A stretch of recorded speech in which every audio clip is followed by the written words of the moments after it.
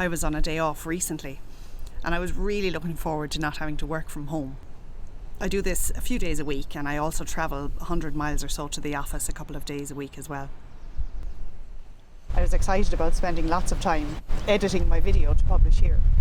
I did my usual routine, some cleaning and tidying and some food preparation, and then I settled down at the computer for a day of uninterrupted creative work. I was happy and content with my comfortable surroundings and my loved ones in the nearby vicinity, and plenty of time to do a pleasant task. The first thing that didn't go to plan was the computer started giving me messages about there not being enough space. I had seen this before and ignored it, so I had to deal with some file management. The next issue that arose was the fact that the video I was working on, it was very clear very quickly that a large part of it was blurred. So I had to figure out a way to cover that up and hide it in the video. I did that too. In general, my concentration wasn't all that great. There were interruptions. My mum kept coming in, asking me questions and the like, and I kept looking out the window to see if the cat was anywhere to be seen. He had disappeared and I was becoming a little bit concerned. Dinner time came and went. We eat the dinner in the middle of the day here, and I went back to work. After about 6 hours, 6 hours of editing, I started to get very agitated because the sound just went all weird and I couldn't figure out how it had happened, let alone how to fix it. It was very frustrating. I stepped away from it, fixed myself a coffee, sat back down, and I said, right, I'm going to tackle this now and get it done because I want to enjoy some of my day off, and I was beginning to feel really guilty that I was ignoring my mum and had spent the whole day with my head stuck in the computer. When it was almost publication time, I took a deep breath and started to settle back in for another sprint of concentration. And a familiar feeling came over me, like I was blushing all over. I got really hot and uncomfortable and recognised very quickly that I was having a hot flush. Or a hot flash, as you call it in the US. I got irritated. I got irritated with the discomfort. I got irritated with yet another interruption. And I got irritated with my body. But then I stopped. And I thought, hang on 1 second. I stood up, went over to the heater, turned down the heat, came back to my desk, sat down. Within a very short time, the discomfort was gone. I was feeling fine again.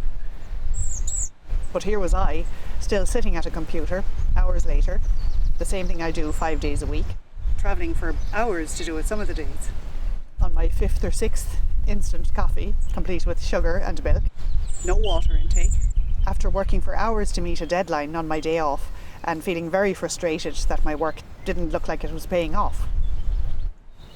And despite it being a supposed day off, here I was rushing around trying to feed my mum and myself and the cat if I could only find him.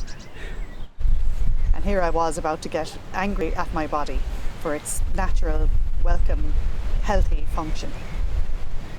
A function that has been around a whole lot longer than computers and desk jobs and 5 days a week in the office and YouTube on the side and hours on public transport and other non-natural sources of stress. A function which I also well know gets exacerbated by things like coffee and sugar and milk and dehydration and rushing and feeling stress. I was so glad I caught it, and I was so sad that I nearly fell for it. I knew at that moment I had to be very careful not to default into a state of blaming me as a woman and my body, my humanness, for being a source of stress in my life. I knew my body was just doing its thing at that moment. And who knows, maybe at worst it was reacting physically to unhealthy behaviours that I've created and signed up for. And at best, maybe it's being a trustworthy friend, letting me know that there's something that I need to change. Like, Joan, come on, calm down on the coffee and drink some water, please.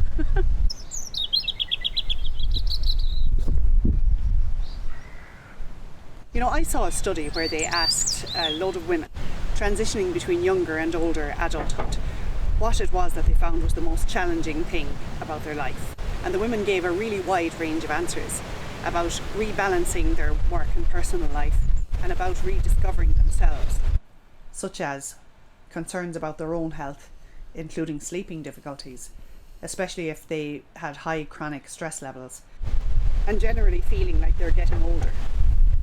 Divorce or breaking up with a partner, declining health of a partner, or looking for a partner, caring for aging parents, death of parents, and changing sibling relationships, children leaving home, and, for childless women, realising that biological motherhood will never be part of their life, feeling overworked, working a second shift in the evening after they return home from their job, feeling frustration about reaching goals and time running out, wanting an interesting career, and financial worries. No single one of the challenges stood out.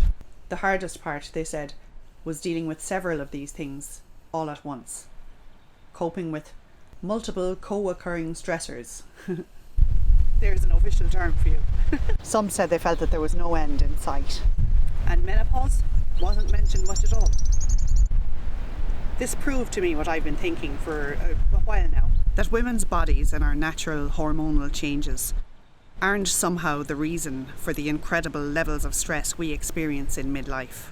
It's having to do all the things, all the roles, all at once.